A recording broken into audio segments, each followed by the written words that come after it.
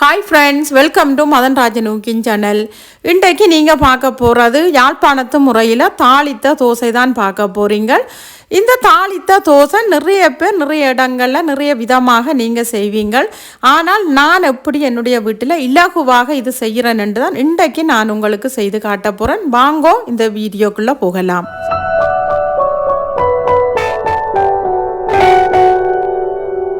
முதல்ல இந்த தோசை செய்கிறதுக்கு உளுந்து ஊற விட போகிறேன். இதுக்கு நான் இது போல் ஒரு போல் ஒன்று எடுத்திருக்கிறேன். அதுக்குள்ள ஒரு கப் வெள்ளை உளுந்து எடுத்திருக்கிறேன். நான் முழு உளுந்து எடுத்திருக்கிறேன். நீங்கள் உடைச்ச உளுந்து கூட எடுத்துக்கொள்ளலாம். நீங்கள் இந்த கப்பில் தான் அளக்கணுமெண்டில் நீங்கள் அளவுக்கு எந்த கப் எடுக்கிறீங்களோ அதே கப்பில் நீங்கள் மற்ற இன்க்ரீடியன்ஸுகளையும் அளவு எடுத்தீங்களென்றால் ஓகேயாக இருக்கும். இது கூடவே ஒரு டீஸ்பூன் வெந்தயமும் சேர்த்துக்கொள்கிறேன். இந்த வெந்தயம் எதுக்கு சேர்த்துக்கொள்கிறேன்னு பார்த்தீங்கன்னா, முதலாவது தோசை நல்ல வாசமாக இருக்கும். ரெண்டாவது தோசை நல்ல சாஃப்டாக இருக்கும். மூன்றாவது இந்த தோசை பேட்டர் நல்ல வடிவாக பொங்கி வாரத்துக்கு இந்த வெந்தயம் உதவியாக இருக்கும். இப்போ இந்த உளுந்த ஒரு 5 தண்ணியில் கழுவி போட்டு நான் இது போல் ஊற விட்டிருக்கிறேன். கட்டாயம் குறைஞ்சது 4 hour ரெண்டாலும் இதை நீங்கள் ஊற விட்டு எடுத்துக்கொள்ளுங்க. அப்போ தான் இந்த தோசை நல்லா சாஃப்டாக எங்களுக்கு வரும். இப்போ பாருங்க, நாங்கள் ஊற வச்ச இந்த உளுந்தும் வெந்தயமும் நல்ல வடிவாக ஊறி வந்துட்டுது. கட்டாயம் நாங்கள் இதுக்குள்ள வெந்தயம் போட்டு ஊற விடுறதால குறைஞ்சது 4 hour ரெண்டாலும் ஊற விடுங்க. அப்போ தான் இந்த வெந்தயம் அரைக்கும் போது எங்களுக்கு நல்லா அரைஞ்சு வரும். ஓகே, இப்போ பார்த்தீங்களென்றால் நான் இது போல் ஒரு பிளெண்டர் ஒன்று எடுத்திருக்கிறேன். இந்த பிளெண்டர் கப்பில் தான் நான் போட்டு இதை நான் அரைச்சி எடுக்க போகிறேன். இந்த ஊற வச்ச தண்ணியிலேயே 1 கப் தண்ணி விட்டு பாருங்க, நான் இது போல் நான் அரைச்சி எடுத்துருக்கிறேன். இப்போ இது ஒரு அரைப்பதத்துக்கு அரைஞ்சி வந்த பிறகு நான் மிகுதியாக இருக்கக்கூடிய இன்னும் 1 கப் தண்ணியையும் நான் இதில் விட்டு அரைச்செடுக்க போகிறேன். இதுக்கு நாங்கள் சேர்க்க போகிறோம். அதால் தண்ணி கூடிட்டுது குறைஞ்சிட்டுதுண்டு நீங்கள் யோசிக்காமல் தண்ணியை விட்டு இது போல் நல்ல பட்டை அரைச்செடுத்து கொள்ளுங்கோ. இப்போ பாருங்க, நல்ல பட்டை நான் அரைச்செடுத்துட்டேன். கையில் நாங்கள் பார்க்கும்போது அவ்வளவத்துக்கு எங்களுக்கு அரைஞ்சிருக்க வேணும். எவ்வளவத்துக்கு பட்டை அரைச்செடுக்கிறோமோ அவ்வளவத்துக்கு தான் இந்த தோசை எங்களுக்கு நல்லா சாஃப்டாக எங்களுக்கு வரும். இப்போ அரைச்ச உளுந்தா இது போல் புளிக்க வைக்கிற வாளியில் நான் சேர்த்துட்டேன். இப்போ இதுக்கு நான் அவிச்ச மா 2.5 கப் நான் சேர்த்துக்கொள்கிறேன். எந்த கப்பால் நான் உளுந்தெடுத்தனோ அந்த கப்பாலே 2.5 கப் அவிச்சமா நான் சேர்த்துக்கொள்கிறேன். இதோட பார்த்தீங்களென்றால் 1/2 கப் பச்சை மாவும் நான் சேர்த்துக்கொள்கிறேன். சில பேர் முழுவதுமாகவே அவிச்சமா போடுவீங்க. சில பேர் அரைவாசி அவிச்சமா அரைவாசி பச்சைமா போடுவீங்க. என்னுடைய அம்மா இதே மாதிரி தான் தோசை செய்வா. அதே மெதட்டில் தான் நானும் உங்களுக்கு செய்து காட்டுறேன். சில பேர் தேங்காய் சேர்த்து அரைப்பீங்கள், சோறு சேர்த்து அரைப்பீங்கள். நான் அதை எதுக்குமே சேர்த்து அரைக்காமல் இதே போல் உங்களுக்கு செய்து காட்டுறேன். இப்போ கைகளை நல்லா க்ளீன் பண்ணி போட்டு இது போல் நல்ல வடிவாக மாவை போட்டுட்டு நல்ல வடிவாக பிசைஞ்சு எடுத்துக்கொள்ளுங்கோ. ஆகலும் தண்ணித்தன்மையாக முதலே இருந்ததென்றால் எங்களுக்கு இந்த மாவெல்லாம் கட்டி பட்டுடும். இப்போ இது போல் பாருங்க, பதத்துக்கு வந்த உடனேயும் அந்த பிளெண்டர் கப்பிலேயே நான் இன்னும் 1 கப் தண்ணியை விட்டு நல்ல வடிவாக கழுவி போட்டு திருப்பியும் அந்த தண்ணியை இதில் சேர்த்து நல்ல வடிவாக நான் கரைச்சி விட போகிறேன். எவ்வளவத்துக்கு உங்களால் கட்டி இல்லாமல் கரைக்க முடியுமோ அவ்வளவத்துக்கு நீங்கள் கரைச்சி எடுத்துக்கொள்ளுங்கோ. இப்போ பாருங்கோ, இன்னும் 1 கப் நான் தண்ணி விட்டுருக்கிறேன். இப்போ அதையும் சேர்த்து நல்ல வடிவாக கரைச்செடுத்து கொள்ளுங்கோ. கைகளால் எவ்வளவத்துக்கு நல்ல வடிவாக கரைக்கிறோமோ அவ்வளவத்துக்கு இந்த தோசை பேட்டர் எங்களுக்கு நல்லா பொங்கி வரும். ஓகே, இங்கே பாருங்க, இது போல் கட்டி எதுக்குமே இல்லாமல் இந்த பதத்துக்கு நீங்கள் குழைச்சி வையுங்கோ. சில வேளைகளில் உங்களுக்கு தண்ணி பத்தாதண்டா காலையில் நாங்கள் இந்த தோசை சுடும்போது பார்த்து கொள்ளலாம். இப்போ பார்த்தீங்களா, நான் நல்ல வடிவாக இது போல் கரைச்சி வச்சிருக்கிறத ஒரு மூடியால் மூடி போட்டு நான் புளிக்க விட போகிறேன். குறைஞ்சது 8 மடத்தியால் நீங்கள் புளிக்க வச்சிட்டீங்களென்றால் ஓகே ஆயிருக்கும். வெயில் நாடுகளில் இருக்கிறார்கள். ஆனால் குளிர் நாடுகளில் இருக்கிறார்கள் கட்டாயம் 12 to 15 நிமிடம் தோசை என்றாலும் சரி அப்பம் என்றாலும் சரி புளிக்க வச்சா தான் எங்களுக்கு நல்லா பர்ஃபெக்டாக புளிச்சு வரும். இப்போ பார்த்தீங்களென்றால் நான் இதை என்னுடைய ஓவனில் தான் புளிக்க வைக்க போகிறேன்.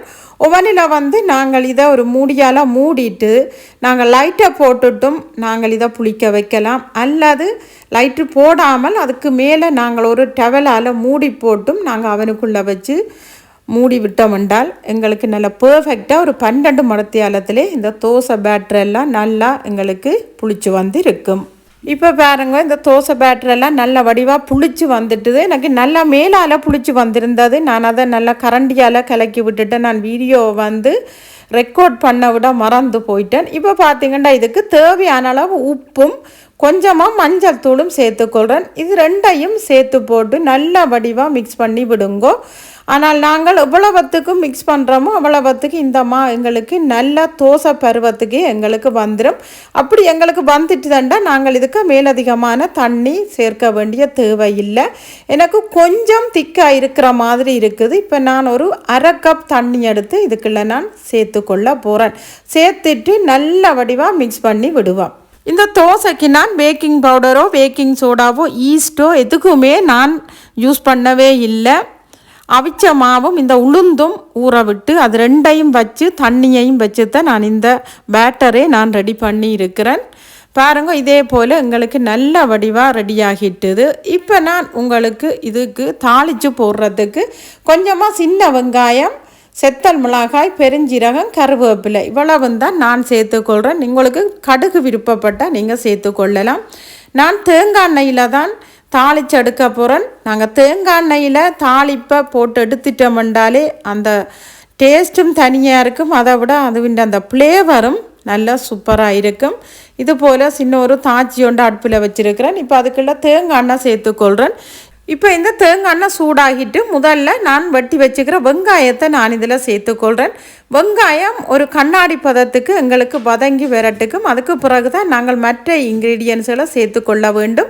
ஏனென்றால் நாங்கள் முதலே சேர்த்துட்டோம்னால் எங்களுக்கு அந்த பெருஞ்சீரகம், செத்தல் மிளகாய் எல்லாம் எங்களுக்கு கருகிச்சுதுன்னா அந்த ஃப்ளேவரே எங்களுக்கு வேறு மாதிரி போயிடும். இப்போ பாருங்கோ, இவ்வளவுத்துக்கு எங்களுக்கு இந்த வெங்காயம் வதங்கி வந்துட்டுது.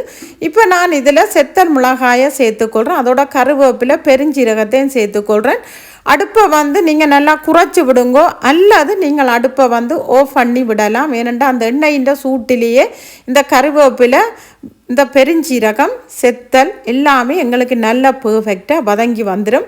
இந்த ஃப்ளேவர் அவ்வளோ ஒரு ஃப்ளேவராக இருக்குது. எனக்கு கிச்சனுக்குள்ளே நிற்கவே முடியலை. தோசை சாப்பிட்ட மாதிரியே ஒரு ஃபீலாக இருக்குது. அவ்வளோவத்துக்கு இந்த தாளிப்பு வந்து நல்ல ஃப்ளேவர்ஃபுல்லாக ரெடியாகி இருக்குது. பாருங்கோ, இது போல் நல்ல வடிவாக தாளித்து எடுத்துட்டேன். இப்போ இந்த தாளித்து எடுத்ததை நான் இந்த தோசை பேட்டரில் வந்து சேர்த்து நல்லா மிக்ஸ் பண்ணி விட போகிறேன். பாருங்க, இந்த தோசை பேட்டருக்குள்ள நான் இதை சேர்த்து நல்ல வடிவாக மிக்ஸ் பண்ணி விட போகிறேன்.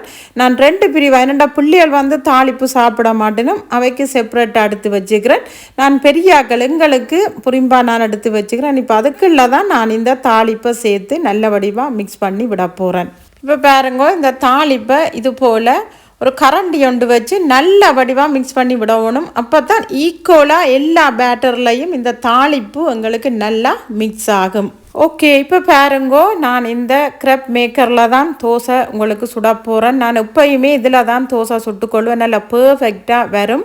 நான் அடுப்பில் சட்டி வச்சு சுடுறதை விட இதில் சுடுறதே எனக்கு பழக்கப்பட்டு போயிட்டுது. இங்கே பாருங்கோ, இந்த தோசை மாவை நான் இதில் ஊற்றி இதை மாதிரி நல்ல வடிவாக ஸ்ப்ரெட் பண்ணி விடுவோம் எல்லா இடமும். தோசை வந்து எங்களுக்கு நல்லா வட்டமாக வர வேணும், அழகாக வரணுமெண்டு இல்லை. தோசை வந்து எங்களுக்கு சாஃப்டாகவும் டேஸ்ட்டாக இருந்தாலுமே எங்களுக்கு அது ஓகேயாக இருக்கும். இப்போ பாருங்க, நான் ஒரு பக்கம் வேகிட்டது. இப்போ மற்ற பக்கம் நான் இந்த தோசையை திருப்பி போட போகிறேன். உங்களுக்கு இன்னும் கோல்டன் ப்ரௌனாக வரணுமெண்டா இன்னும் கொஞ்சம் நீங்கள் விட்டு எடுத்துக்கொள்ளலாம். இப்போ பாருங்கோ, எங்களுடைய தோசை வந்து நல்ல சூப்பராக ஃப்ளேவராக பெர்ஃபெக்டாக ரெடி ஆகிட்டுது. இங்கே பாருங்கோ, இவ்வளவுத்துக்கு இந்த தோசை வந்து நல்லா வடிவாக வந்திருக்குன்னு சொல்லி. ஓகே, இது போல் நான் மற்ற தோசையெல்லாம் சுட்டு எடுத்து போட்டு நான் உங்களுக்கு காட்டுறேன். ஓகே ஃப்ரெண்ட்ஸ், இங்கே பாருங்கோ, எங்களுடைய யாழ்ப்பாணத்து முறையில் ரெடி ஆகின தாளிப்பு தோசை எவ்வளவு சூப்பராக கலர்ஃபுல்லாக ரெடியாகி இருக்குதுண்டு பாருங்கோ. இதுக்கு நான் தேங்காயோ சோறோ இதுக்குமே போட்டு நான் அரைக்கையில் 2 இன்க்ரீடியன்ஸை வச்சு தான் இந்த தோசை நான் உங்களுக்கு செய்து காட்டியிருக்கிறேன். நல்ல சாஃப்டாகவும் நல்ல ஃப்ளேவராகவும் இருந்தது. இந்த தோசையை இன்றைக்கு நாங்கள் இடித்த தேங்காய் சம்பலோடு தான் இந்த தோசையை நாங்கள் சாப்பிட போகிறோம். இந்த தோசையும் சம்பலும் என்றாலே டேஸ்ட்டே வந்து அவ்வளவு அட்டகாசமாக இருக்கும். ஓகே ஃப்ரெண்ட்ஸ், ஃப்ரெண்ட்ஸ், இந்த ரெசிபி உங்கள் எல்லாருக்கும் பிடிச்சிருக்குன்னு நினைக்கிறேன். நீங்களும் உங்களோட வீட்டில் ட்ரை பண்ணி பார்த்து எனக்கு கொமெண்ட்ஸில் சொல்லுங்க. இது போல் என்ன ஒரு டேஸ்டியான ரெசிபியோடு உங்களை நான் சந்திக்கிறேன். இந்த வீடியோ உங்களுக்கு பிடிச்சிருந்தா லைக், கமெண்ட், ஷேர் பண்ணுங்க. மறக்காமல் சப்ஸ்கிரைப் பண்ணுங்க. அப்படியே பக்கத்தில் இருக்கிற பெல்லையும் கிளிக் பண்ணுங்க. அப்போ தான் நான் போகிற ஒரு வீடியோ உங்களை வந்து சேரும். ஓகே, பாய்.